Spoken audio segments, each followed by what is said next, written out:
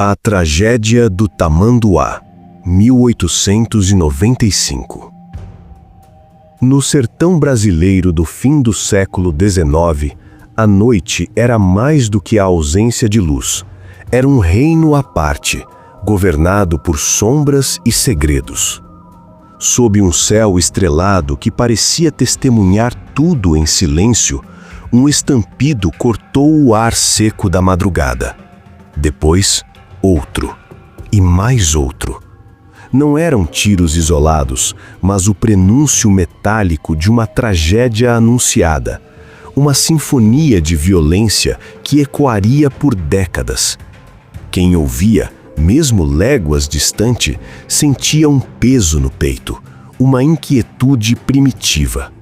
Algo havia rompido o equilíbrio frágil daquele mundo. Assim começava um dos episódios mais sangrentos e complexos da história do Brasil rural. Um labirinto de honra ferida, poder absoluto e uma vingança que consumiu gerações. Esta é a história da fazenda Tamanduá, onde a lei das armas suplantou a lei dos homens e onde um conflito banal se transformou em um massacre que definiu destinos. Para entender a magnitude do que aconteceu, é preciso mergulhar na psicologia do sertão daquela época. O poder não residia em livros de direito ou em diplomas oficiais. Ele era forjado na posse da terra, no controle das pessoas e no monopólio da força. Os coronéis, como Domingos Ferraz, eram figuras quase mitológicas. Seu comando era inquestionável dentro de seus domínios. Eram eles quem mediavam conflitos, garantiam ou negavam proteção e ditavam os códigos de conduta. O Estado era uma entidade distante e fraca, cujas leis chegavam desbotadas aos rincões mais isolados. Nesse vácuo de poder formal, a justiça privada florescia, e as alianças entre famílias poderosas eram o alicerce de uma paz sempre instável. O incidente que desencadeou o inferno foi, à primeira vista, comum demais para um fim tão extraordinário. Uma vaca do coronel Domingos Ferraz foi encontrada morta nos limites da fazenda Pau de Espinho, propriedade da respeitada viúva Lourença de Oliveira Freitas. Para Afonso Lopes, genro do coronel, a conclusão foi imediata e conveniente. A culpa era dos filhos da viúva. A acusação, lançada como uma pedra, atingiu não apenas um ato de suposta delinquência, mas a honra da família Oliveira Freitas. As tensões latentes vieram à tona em um primeiro confronto físico. Afonso, sozinho, saiu gravemente ferido de um embate com os filhos de Dona Lourença. A humilhação pessoal se misturou ao orgulho familiar ferido, criando um veneno de lento efeito. O veneno se tornou letal quando Afonso Lopes ascendeu a uma posição de autoridade oficial, equivalente à de subdelegado. A partir desse momento, a vingança deixou de ser um desejo pessoal para vestir o manto da justiça. Usando a força que o cargo lhe conferia, ele planejou e executou um ato de brutalidade chocante. Diante dos olhos impotentes da viúva Lourença, Afonso matou 2 de seus filhos. Era mais do que um assassinato, era uma execução ritualística, uma demonstração de poder destinada a esmagar definitivamente a outra família. O cálculo, porém, foi terrivelmente errado. Em vez de terminar o conflito, ele o elevou a um patamar mitológico de dor e ódio imprescritível. A resposta de Dona Lourença ao enterrar seus filhos se tornou uma das imagens mais poderosas e trágicas do folclore sertanejo. Recusando-se a aceitar a morte em silêncio, ela amarrou os corpos dos jovens aos lombos de cavalos e empreendeu uma procissão fúnebre e acusatória de mais de 10 léguas, até a entrada do cemitério de Conquista.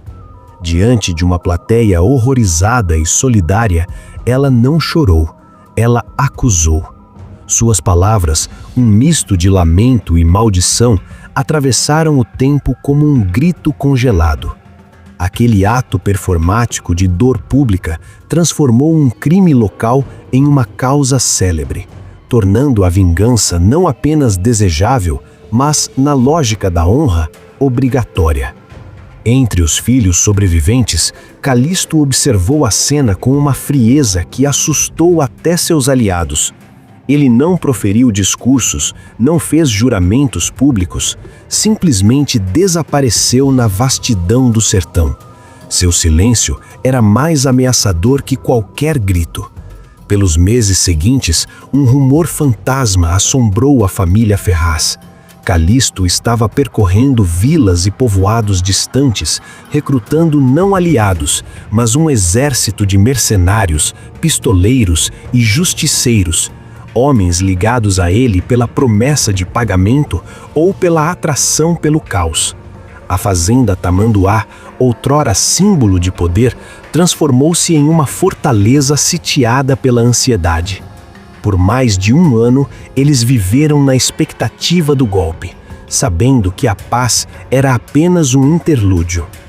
O ataque, quando veio, foi obra de estratégia brutal. Na madrugada fatídica, Calisto retornou à cabeça de um grupo que a história registra como perto de 100 homens. Eles não chegaram em uma tropa barulhenta, mas se infiltraram como sombras, posicionando-se estrategicamente em pontos elevados e vias de escape, isolando completamente o casarão principal. Ao amanhecer, a família Ferraz acordou cercada. Num gesto que revelava um código de guerra perverso, Calisto permitiu que mulheres e crianças deixassem o local ilesas. O conflito seria entre homens. O que se seguiu foi menos um confronto e mais um cerco metódico. Por um dia e meio, uma chuva de chumbo constante atingiu a casa, despedaçando madeira, tijolos e corpos. A superioridade numérica e tática dos atacantes era esmagadora. Percebendo a futilidade da resistência e acreditando nas regras não escritas de uma rendição, o coronel Domingos Ferraz tomou a decisão fatal. Foi um erro de cálculo lamentável. Para Calisto, aquele não era um conflito que admitia prisioneiros ou termos de paz. Era um acerto de contas definitivo. Ao tomar o controle da propriedade, ele ordenou o extermínio completo.